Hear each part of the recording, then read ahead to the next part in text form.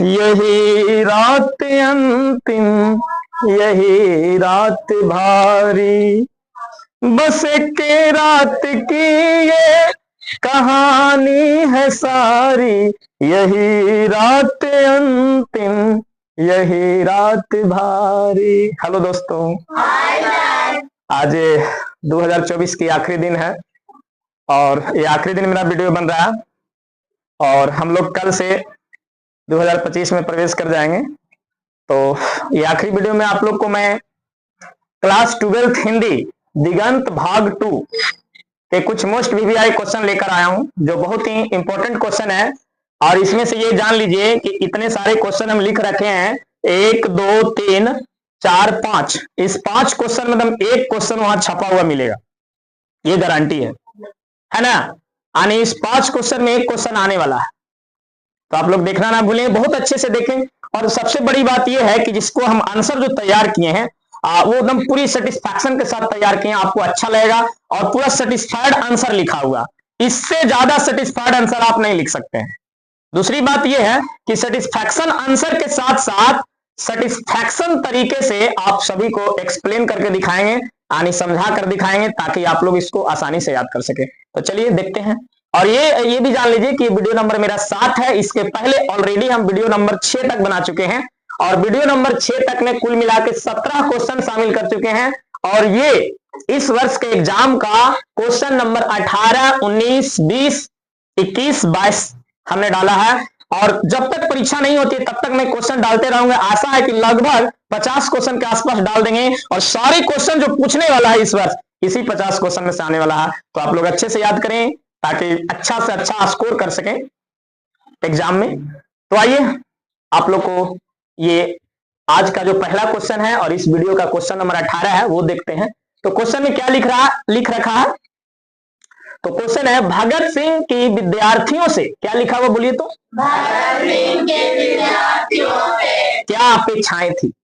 भगत सिंह की विद्यार्थियों से क्या अपेक्षाएं हैं भी पूछ देता है कभी कभी, या थी भी पूछ देता है कभी कभी, कि भगत सिंह को विद्यार्थी से क्या अपेक्षा था। ठीक है, तो देखो अपेक्षा का मतलब क्या होता है। भगत सिंह विद्यार्थी के बारे में क्या सोच रखते थे, उसकी मेंटलिटी क्या थी स्टूडेंट के बारे में, यानी स्टूडेंट के प्रति वो क्या सोचते थे, स्टूडेंट कैसा होना चाहिए, बोलिए यस या नो। तो देखिए उनकी सोच क्या थी, आइए जानते हैं। और ये चैप्टर है इन्हीं का लिखा हुआ, भगत सिंह ने ही इस चैप्टर को लिखा था, और जिसका नाम है एक लेख और एक पत्र। क्या नाम है? एक लेख और एक पत्र। और उसके लेखक हैं खुद भगत सिंह ही, इसके लेखक हैं, बोलिए यस या नो। तो यहाँ पर भगत सिंह ने विद्यार्थियों से क्या अपेक्षाएं रखी थी वो हम लोग जान लेते हैं। तो देखिए यहाँ लिखे हैं पहले, भगत सिंह को विद्यार्थियों से यह अपेक्षाएं थी। भगत सिंह को विद्यार्थियों से यह अपेक्षाएं थी, है ना। तो भगत सिंह को विद्यार्थियों से क्या अपेक्षाएं थी? तो देखिए हमने यहां पर लिख रखा, भगत सिंह को विद्यार्थियों से यह अपेक्षाएं थी। भगत सिंह को विद्यार्थियों से यह अपेक्षाएं थी कि वे पढ़ाई के साथ साथ राजनीति में भी दिलचस्पी ले। देखो भगत सिंह क्या चाहते थे, भगत सिंह की सोच थी ना कि कोई स्टूडेंट ही देश को सुधार सकता। कौन सुधार सकता? स्टूडेंट। समझ रहे हैं? यानी उनका कथन था कि विद्यार्थी क्या करे, पढ़ाई के साथ साथ राजनीति में भी दिलचस्पी ले, यानी पॉलिटिक्स में भी दिलचस्पी ले, पॉलिटिक्स को भी जाने समझे, या फिर यूं कहें कि पॉलिटिक्स करे। पॉलिटिक्स माने राजनीति, बोलिए यस या नो। सोचिए भगत सिंह जैसे लोग ऐसा कहें। और आगे क्या लिखा, उनका सोच थी कि भविष्य में विद्यार्थी ही देश की बागडोर संभाले। अच्छा ये भी सोच था कि आने वाले समय में देश का जो बागडोर है किसके हाथ में रहे, विद्यार्थी के हाथ में, बोलिए यस या नो। और आगे मैंने क्या लिखा, देश की बागडोर संभाले और वे अभी से ही पॉलिटिक्स का ज्ञान हासिल करे। और उनकी सोच थी कि वो अभी से ही, प्रेजेंट टाइम से ही, है ना, क्या करे, पॉलिटिक्स की ओर जाए, या फिर यूं कह सकते हैं आप कि पॉलिटिक्स का ज्ञान हासिल करे, है ना। उन्हें अपने आप को देश की राजनीति से अलग नहीं रखना चाहिए। यानी विद्यार्थी के बारे में उनकी सोच थी कि विद्यार्थी जो है कभी भी, विद्यार्थी जो है पॉलिटिक्स से अलग नहीं रहे, पॉलिटिक्स से अलग नहीं रहे, ये उनकी सोच थी। उनका मानना था कि विद्यार्थी को देश की परिस्थितियों का भी ज्ञान होना चाहिए। उनका ज्ञान, उनकी सोच थी कि विद्यार्थियों को क्या होना चाहिए, देश की परिस्थितियों का भी ज्ञान होना चाहिए कि देश का अभी स्थिति क्या है, आने वाले समय में क्या स्थिति होगा, ये सब ज्ञान होना चाहिए। ठीक है, और उनके सुधार के लिए कार्य करना चाहिए। और ये भी उनकी सोच थी कि आने वाले समय में किस तरह से सुधार किया जाएगा उन परिस्थितियों में, उसमें सुधार करना चाहिए। जरूरत पड़ने पर अपने प्राणों की आहुति देकर देश की क्या करे, सेवा करे। ये it is very very important. यानी उनकी सोच में ये सबसे बड़ा सोच था कि अगर जरूरत पड़ा, विद्यार्थी से वो क्या अपेक्षा रखते थे कि अगर जरूरत पड़ने पर, अगर जरूरत पड़ गया देश को आपका, तो जरूरत पड़ने पर अपने प्राणों की आहुति देकर, यानी प्राणों की बलिदान देकर अपने देश की क्या करे, सेवा करे। समझे? तो ये ऐसे व्यक्ति थे। और खुद आपने देखा होगा कि भगत सिंह अपने देश के लिए बहुत कम उम्र में ही क्या हो गए थे, शहीद हो गए थे। बोलिए यस या नो? तो ये एक ऐसे व्यक्ति थे। ठीक है बाबू, क्योंकि कहते हैं जले को आग कहते हैं और बुझे को राख कहते हैं। जले को आग कहते हैं और बुझे को राख कहते हैं। और जो हंसते हंसते फांसी पर चढ़ जाए उसे भगत सिंह सरदार कहते हैं। जोरदार क्लैपिंग से उनका स्वागत करेंगे। किनका स्वागत? भगत सिंह का स्वागत करेंगे हम लोग। देखिए, और अब हम लोग अब दूसरा क्वेश्चन की ओर चलते हैं। और ये दूसरा क्वेश्चन क्या है, शिवाजी की तुलना भूषण ने मृगराज से क्यों की है? दूसरा क्वेश्चन क्या है, शिवाजी की तुलना भूषण ने मृगराज से क्यों की है? पहले ये समझ लो, शिवाजी क्या थे? राजा थे। और इसकी तुलना किया गया, कंपेयर किया गया किसके साथ? भूषण ने किया। भूषण कवि का नाम है, भूषण कवि का नाम है, और कविता का नाम है कवित। क्या नाम है? कवित। तो कवित कविता में भूषण ने मृगराज से तुलना किया है शिवाजी का। मृगराज किसको बोलते हैं? शेर को। बोलो, मृगराज किसको बोलते हैं? शेर को। मृग माने होता है हिरन, और जो हिरन का राजा है, यानी जो पशुओं का राजा, जंगल के जानवर का राजा कौन है बताओ? शेर। तो यहाँ पर लिख रहा कि शिवाजी की तुलना, शिवाजी की तुलना भूषण ने मृगराज से क्यों की है? तो आइए देखते हैं कि उसकी तुलना मृगराज से क्यों किया गया, वो हम लोग जानते हैं। तो देखिए यहाँ पर क्या आंसर डाले हैं। जिस प्रकार मृगराज, जिस प्रकार मृगराज, मृगराज किसको कहा गया? शेर को। देखिए यहाँ पोस्ट में लिखा हुआ, बोलिए यस या नो आप लोग। तो जिस प्रकार मृगराज यानी शेर शक्तिशाली भारी भरकम शरीर वाले हाथी को भी मार डालता है। हाथी को कौन मार डालता है? शेर। और शेर कैसा होता है? एकदम भारी भरकम वाला और एकदम शक्तिशाली होता है कि नहीं? शेर एकदम से शक्तिशाली और भारी, सॉरी, हाथी जो होता है एकदम शक्तिशाली भी होता है और भारी भरकम होता है। इसके बावजूद भी जो जंगल का राजा शेर है, यानी मृगराज है, वो हाथी को क्या कर डालता है? मार डालता है।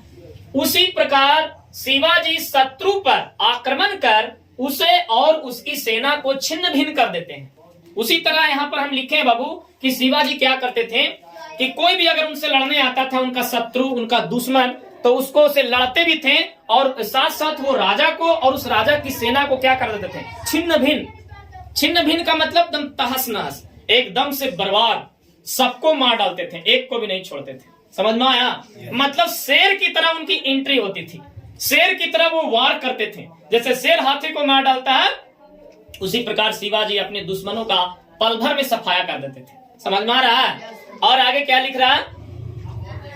शिवाजी अपने मस्तिष्क एवं चुस्ती फुर्ती से मृगराज के समान अपने दुश्मनों पर विजय प्राप्त करते हैं। शिवाजी क्या करते हैं कि अपने दिमाग से, बड़ी दिमाग से वो मारते थे। किसी को मारता सिर्फ ताकत से, लेकिन कुछ लोग दिमाग से मारता, तो इनके पास दिमाग भी था और साथ ही साथ क्या था? चुस्ती फुर्ती। क्या था? चुस्ती फुर्ती। एकदम से पल भर में कभी उधर चला जाना, कभी उधर चला जाना, एकदम चुस्त, है ना? तो शिवाजी अपनी मस्तिष्क एवं चुस्ती फुर्ती से मृगराज माने शेर के समान अपने दुश्मनों पर क्या प्राप्त करते थे? विजय प्राप्त करते थे। जैसे शेर क्या करता है? कहीं से भी वार कर देता, आगे से, पीछे से, कहीं से भी वार करके उसको मार डालता। उसी प्रकार शिवाजी अपना दिमाग का प्रयोग करते थे और उनमें गजब की चुस्ती फुर्ती थी, और उस गजब की चुस्ती फुर्ती के कारण अपने दुश्मनों को पल भर में क्या कर देते थे? सफाया कर देते थे। ठीक है, इसलिए शिवाजी की तुलना, इसलिए शिवाजी की तुलना भूषण ने किससे किया है? मृगराज से किया है। क्योंकि एकदम शिवाजी जो थे एकदम मृगराज के जैसे थे, मृगराज के जैसा वो वार करते थे, है ना? यानी शेर के जैसा वार करते थे। बोलिए समझ में आया? चलिए एक और क्वेश्चन हम लिख रखे हैं। तो अगला क्वेश्चन क्या है? कल देखते नहीं यह रेशम से कढ़ा हुआ सालू। कल देखते नहीं यह रेशम से कढ़ा हुआ सालू, यह सुनते ही लहना की क्या प्रतिक्रिया हुई। ये कहानी है, बहुत इंटरेस्टेड कहानी है, एक लव स्टोरी है। कैसा कहानी है बाबू? Love story. तो इस कहानी में लहना सिंह नाम का एक युवक है, लहना सिंह नाम का एक युवक है जो बचपन में सूबेदारनी से प्रेम करता था। उसके बचपन का नाम होरा था। क्या था? होरा था। तो कहते हैं ना कि जब प्रेम हो जाता है और प्रेम होने के बाद जब वो नकार दे यानी मना कर दे तो क्या हालत होता है इसमें बताया गया है ना। तो क्वेश्चन में क्या है, तो क्या होता है एक्चुअली कहानी को समझिए। तो जब वो बचपन से प्रेम करता था, किससे? होरा से। कौन करता था? होरा से प्रेम कौन करता था? लहना सिंह। लहना सिंह जो है वो क्या पुरुष है और होरा क्या बच्चा है और बच्ची है। समझ में कुछ आया? मतलब एक लड़का और एक लड़की है। लड़के का नाम क्या है? लहना सिंह। लड़की का नाम क्या है? लड़की का नाम होरा। लड़की का नाम क्या है? और लड़का का नाम क्या है? लहना सिंह। आप लोगों को कहानी में पढ़ाए होंगे, है ना। तो उस कहानी में क्या हुआ था कि बचपन में जब भी एक दूसरे से मिलते थे तो लहना सिंह एक ही सवाल करता था कि तेरी कुड़माई हो गई क्या। कुड़माई जो है एक पंजाबी शब्द है जिसका अर्थ होता है सगाई। क्या होता है? सगाई। यानी उससे यही सवाल करता था कि तेरी सगाई हो गई क्या।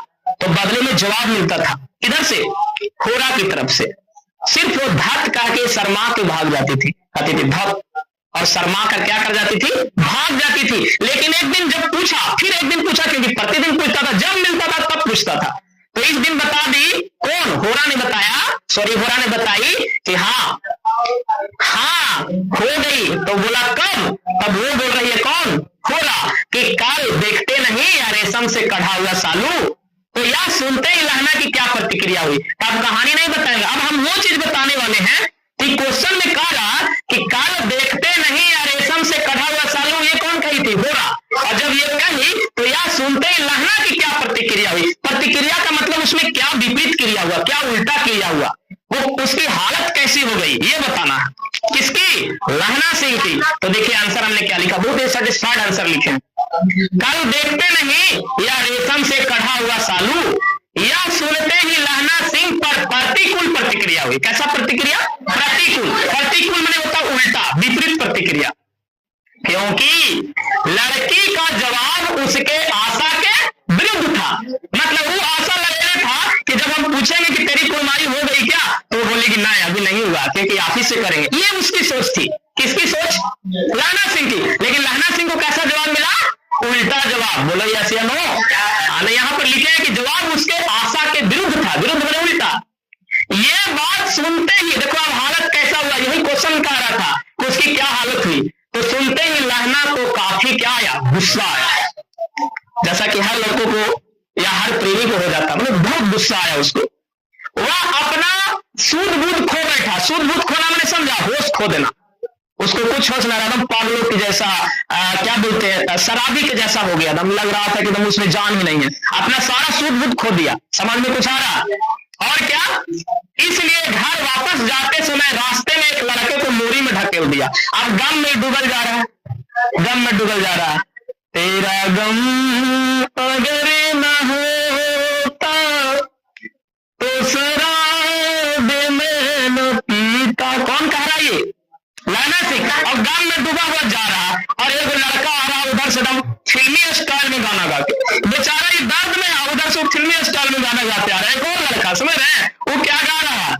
महबूबे मेरे, महबूबे मेरे, महबूबे मेरे, महबूबे मेरे, तुम है तो दुनिया कितनी हंसी है, जो तू नहीं तो कुछ भी नहीं है। महबूबे मेरे, महबूबे मेरे। अब ये सुना, ये तो था टेंशन में था ना। और वो उधर से कैसा गाना गा रहा, फिल्मी एकदम, मतलब महबूब मेरे गा रहा। तो उसको कहा आपको गुस्सा तो महबूब मेरे, ढकेल दिया उसको। कहाँ ढकेल दिया? मोरी में ढकेल दिया। प्रतिक्रिया क्रिया समझ आ रहा क्या होगा? और आगे देखो, और अभी आगे क्या किया वो भी देखो। एक छावड़ी वाले की दिन भर की कमाई लुटा दी। छावड़ी वाले मैंने समझते हैं झाल मुड़ी बेचने वाला। तो एक झाल मुड़ी बेचने वाला झाल मुड़ी नहीं बेच रहा और वो एकदम पूरा हैवी गाना गा रहा। उसको गाना जो गा रहा था, हैवी कहने का मतलब ये हुआ कि इसको हो रहा है दुख, टेंशन, तनाव, अपना शुद्ध बुद्ध खोया हुआ, क्योंकि अभी अभी उसको झटका लगा है ना, कितना 11,000 वोल्ट का, किसको झटका लगा, और वो गाना गा रहा पूरा दिन कैसा वाला, फिल्मी स्टाइल वाला, बोलो यस या नो। तो उसको भी गुस्सा आया, वो पैसा को गिन रहा था, वो गा रहा था, तो हाथ पर ऐसे मारता, सारा पैसा छिटा जाता है ना। तो क्या कर दिया बाबू, एक छाबड़ी वाले की दिन भर की कमाई लुटा दी, और एक कुत्ते को पत्थर मारा। अरे वो कुत्ता जा रहा था, उस पर भूखने लगा, क्योंकि पागलों जैसा व्यवहार हो गया था। ये मतलब नशा ऐसा हो गया था, नशा जैसे नशा में कोई शराबी करने लगता है ना, उस तरह से व्यवहार करने लगा, गम में डूबा हुआ जा रहा। तो कुत्ता देखा ना, तो उसको भी लगा कि इसको क्या हो गया, तो उस पर भूख रहा है, किस पर, लहना सिंह पर। तो कुत्ते को क्या मारा, ढेला मारा। क्यों मारा, क्योंकि कह रहा हमको गम है, तुम हम पर ही भूख रहा, इसलिए उसको भी मारा। किसको मारता है, कुत्ते को। और एक गोभी वाले के ठेले में दूध उड़ेल दिया, पता नहीं उसको क्या, गोभी वाला मैंने सब्जी वाला, एक सब्जी वाला सब्जी बेच रहा था, और वो भी एकदम अच्छा सा गाना गा रहा था, एकदम कैसा स्टाइल वाला, प्रीमियर स्टाइल वाला। तो उधर से दूध वाला आ रहा था, कहा ठहर तू, हमको टेंशन है, तू ऐसा गीत गा रहा है ना। तो वो दूध उठाया, ग्वाले का दूध, और उसमें उड़ेल दिया। किसमें उड़ेल दिया, गोभी वाले में, ठीक है। और सबसे देखो एक और घटना घटित हुआ, क्या बाबू, और सामने से नहा कर आती हुई एक वैष्णवी से टकरा कर अंधे की उपाधि पा लिया, है ना। यानी क्या हुआ कि एक भगवान की पूजा करके आ रही थी, सॉरी वैष्णो माँ की पूजा करके एक लड़की आ रही थी, तो वो एकदम गम में से आंख बंद करके चल जा रहा है, और उधर से पूजा करके आ रही थी, उससे टकरा जाता है। किससे, जो पूजा करके लड़की आ रही थी उससे टकरा जाता, तो उससे अंधे की उपाधि पाई। अब सोचो अंधे की उपाधि कैसे पाई होगी, तो उस लड़की ने जब टकराया है ना, तो पूरा सुंदर सुंदर श्लोक सुनाई। कौन सुनाई सुंदर सुंदर श्लोक, लड़की। जैसे इस तरह से, थोड़ा दम में सुनो, कोरिया ठुठा, कुछ ना समझ में आता है ना, दिखाई नहीं पड़ता है तुम्हें, इस तरह। तो अंधे की उपाधि समझ में आया कैसे मिला, तब जाकर कहीं घर पहुंचा, तब जाकर कहीं। तो देखो कैसा था क्वेश्चन, समझ में आया आप लोग को। एक बार हम सिर्फ इसको पढ़ देते हैं, क्योंकि इसलिए एक्सप्लेन ज्यादा हो गया। क्वेश्चन है, कल देखते नहीं या रेशम से कढ़ा हुआ सालू, यह सुनते ही लहना की क्या प्रतिक्रिया हुई। तो आंसर लिखना है कि कल देखते नहीं या रेशम से कढ़ा हुआ सालू, यह सुनते ही लहना सिंह पर प्रतिकूल प्रतिक्रिया हुई। कैसी प्रतिक्रिया, प्रतिकूल, क्योंकि लड़की का जवाब उसके आशा के विरुद्ध था। ये बात सुनते ही लहना को काफी क्या आया, गुस्सा आया, वह अपना शुद्ध बुद्ध खो बैठा, इसलिए घर वापस जाते समय रास्ते में एक लड़के को मोरी में ढकेल दिया, एक छाबड़ी वाले को दिन भर की कमाई लुटा दी, एक कुत्ते को पत्थर मारा, और एक गोभी वाले के ठेले में दूध उड़ेल दिया। सामने से नहा कर आती हुई एक वैष्णवी से टकरा कर अंधे की उपाधि पाई, तब जाकर कहीं घर पहुंचा। तो इतना सारा इसका प्रतिक्रिया हुआ, सिर्फ एक बात के कारण, है ना, क्योंकि होरा ने ये जवाब दिया था विरुद्ध, यानी उल्टा जवाब दिया था, इसके कारण। चलिए ये क्वेश्चन समाप्त हुआ। एक और क्वेश्चन हम यहाँ पर लिख रखे हैं। चलिए क्वेश्चन है, अगला क्वेश्चन है क्वेश्चन नंबर 21। हेडमास्टर कलीराम ने बालक ओम प्रकाश को क्या आदेश दिया था। हेडमास्टर कलीराम ने बालक ओम प्रकाश को क्या आदेश दिया था। बाबू ये क्वेश्चन का जो चैप्टर है ना, ये जूठन चैप्टर का नाम है। क्या नाम है, जूठन। और इस जूठन के जो लेखक हैं वो हैं ओम प्रकाश वाल्मीकि। कौन है, ओम प्रकाश वाल्मीकि जब बचपन में थे, कब थे, बचपन में, तो जब पढ़ने जाते थे ना, तो इनको बहुत सताते थे सब लोग, और खास करके मास्टर लोग भी, क्योंकि ये चूहे जाति के थे। चूहे मतलब आप लोग समझते हैं बाबू, कोई बुरा नहीं मानेगा अगर यहाँ होगा था। चूहे दास जाति को कहते हैं। किसको कहते हैं, हाँ। और उससे ज्यादा से ज्यादा काम करवाता था, क्योंकि मास्टर जो था ऊंचा जाति के था, और ऊंचा जाति वाला जो लोग होते हैं वो नीचे जाति वाले लोगों को क्या करते हैं, सताते हैं। तो यहाँ पर देखो हेडमास्टर जो है ऊंचा जाति का, जिसका नाम कलीराम है, और ओम प्रकाश वाल्मीकि जब बालक था, छोटा था, तो ये कौन जाति का है, चूहे जाति का है। तो देखो कैसे आदेश देगा और क्या करेगा, वही इस क्वेश्चन में दिखाया गया। ठीक है, तो ये क्वेश्चन क्या है, हेडमास्टर कलीराम ने बालक ओम प्रकाश को क्या आदेश दिया था। ठीक है, तो आंसर क्या है देख लीजिए। हेडमास्टर कलीराम ने बालक ओम प्रकाश को विद्यालय में कक्षा, बरामदा तथा पूरा मैदान में करने का आदेश दिया था, है ना? कहा दिया था क्या कि सुन लो, पूरा सारा रूम में, सारा बरामदा में, यानी जो बाहर बरामदा रहता है, और सारा फील्ड में क्या लगाना है? झाड़ू लगाना। किसको? ओम प्रकाश वाल्मीकि को आदेश दिया। कौन दिया? कलीराम। समझ में आ रहा आप लोग को? इसके बाद उन्होंने आदेश दिया कि जो सामने शीशम का पेड़ खड़ा है, वो शीशम का पेड़ था उसी के सामने खड़ा हुआ, कह रहा जो सामने शीशम का पेड़ खड़ा है उस पर चढ़ जा, उस पर चढ़ जा, और टहनियां तोड़ के झाड़ू बना ले। टहनियां तोड़ के क्या बना ले? झाड़ू बना ले। पत्तों वाली झाड़ू बनाना है। कैसा वाली झाड़ू? पत्तों वाली।